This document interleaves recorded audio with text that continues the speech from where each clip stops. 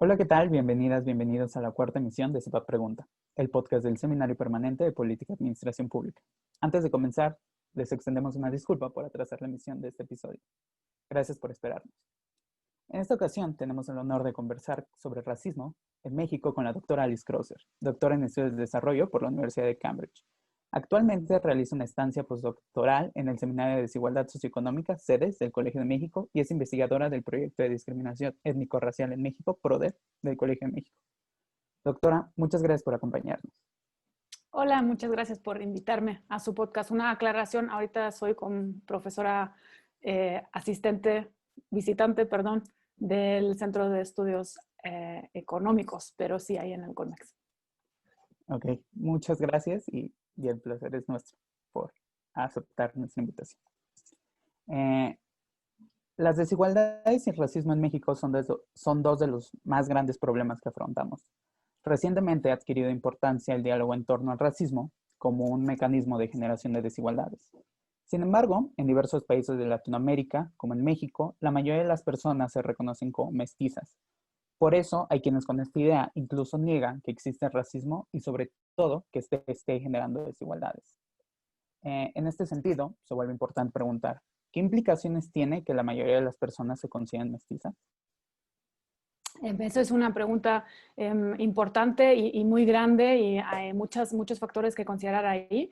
Yo creo que empezaría con una anécdota a lo mejor de muchas personas que nos contestaron en nuestro estudio sobre la discriminación étnico-racial y el racismo en México, que en México no existe racismo porque no existen negros.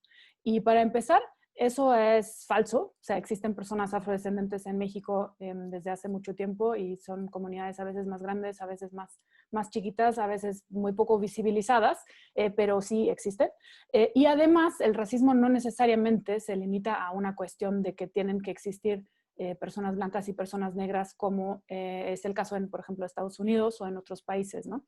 Entonces, yo creo que la idea que se tiene sobre el racismo en México es que si no existe esa constelación, como está en Estados Unidos, entonces no existe el racismo.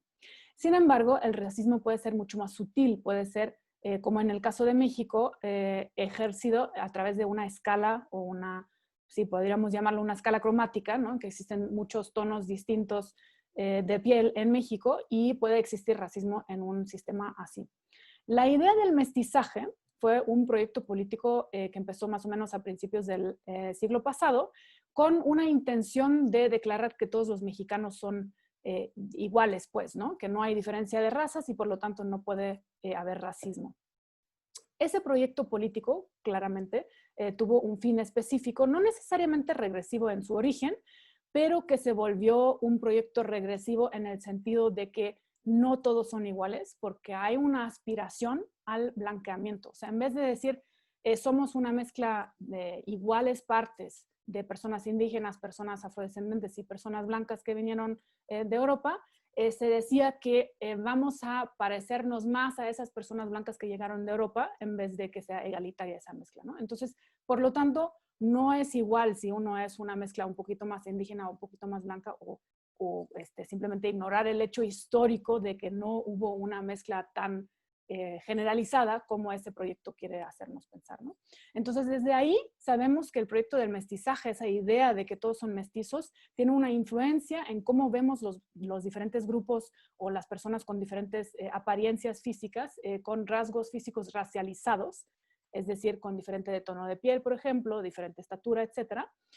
Y con eso hacemos una jerarquía social, ranqueamos las personas en torno a esas características racializadas. Y digo racializadas porque es importante recordar que no existen las razas humanas biológicamente, ¿no? O genéticamente no es una categoría relevante la raza para los humanos. Esos son los rasgos que asociamos con ese concepto de razas humanas, son rasgos que racializamos nosotros, es decir, les ponemos un valor, les atribuimos un contenido que no tiene biológicamente, ¿no? Entonces, las razas humanas, entre comilladas, existen como una entidad social.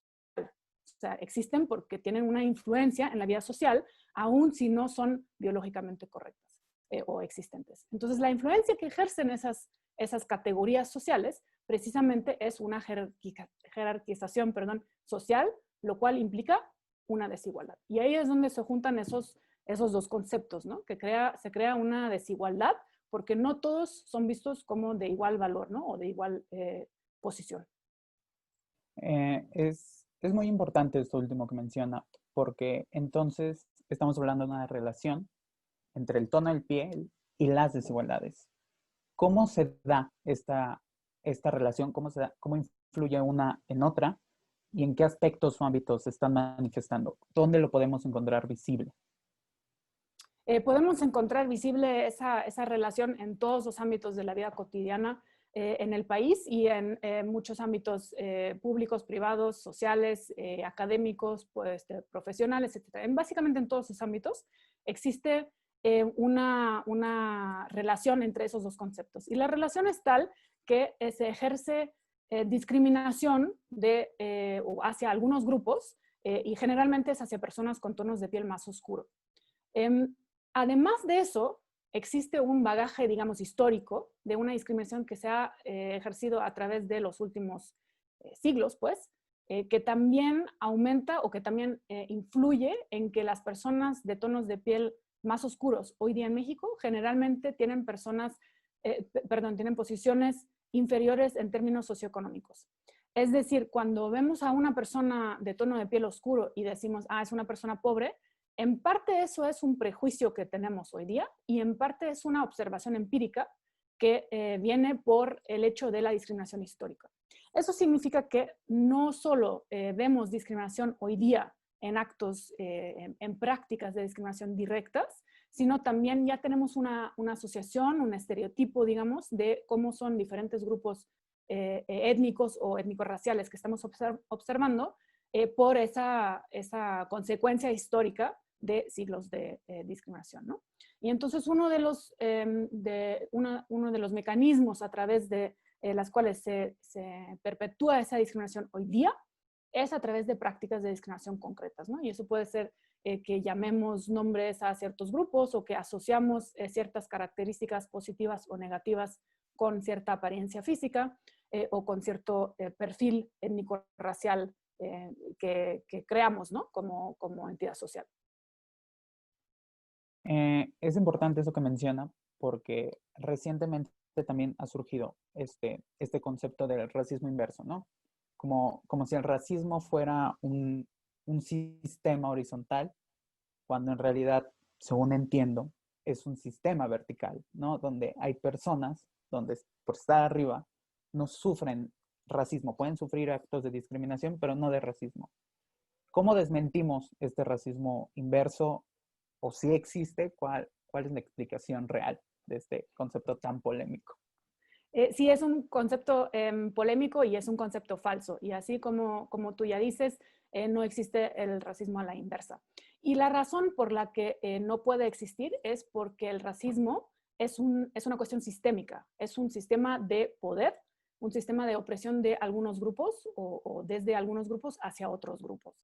Es decir, mientras que existe un bagaje histórico de discriminación y mientras que existe un sistema que discrimina sistemáticamente, a valga la redundancia, ciertos rasgos de personas, si una persona que no tiene esos rasgos es discriminada, puede ser. O sea, se puede, por ejemplo, discriminar a una persona blanca en México, sí, pero no es una expresión de racismo.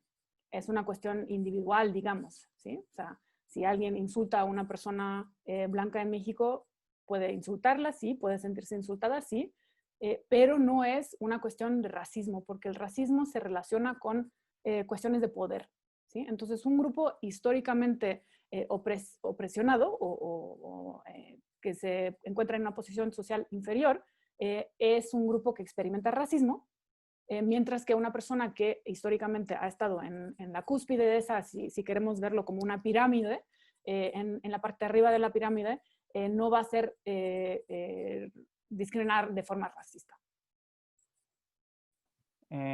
Como hablamos de una estructura y como hablamos de todo un sistema, hay una parte que le toca al Estado, hay una parte que el Estado está haciendo para perpetuar estas actitudes o que está haciendo para combatir desde su perspectiva en el caso mexicano y tal vez incorporando casos de otras partes del mundo. ¿Qué políticas públicas se deberían seguir al respecto para combatir el problema del racismo? Pues por la consistencia histórica y actual del tema, yo creo que habría que ir por dos vertientes simultáneas, ¿no? Y una es a través de, por ejemplo, políticas de cuotas o de afirmación, em, acción afirmativa, perdón. Y eso, por ejemplo, se hace mucho en Estados Unidos, ¿no? Que se crean ciertos espacios dentro de, por ejemplo, convocatorias que están reservadas o dentro de gremios que están reservadas para ciertos grupos específicos, ¿no?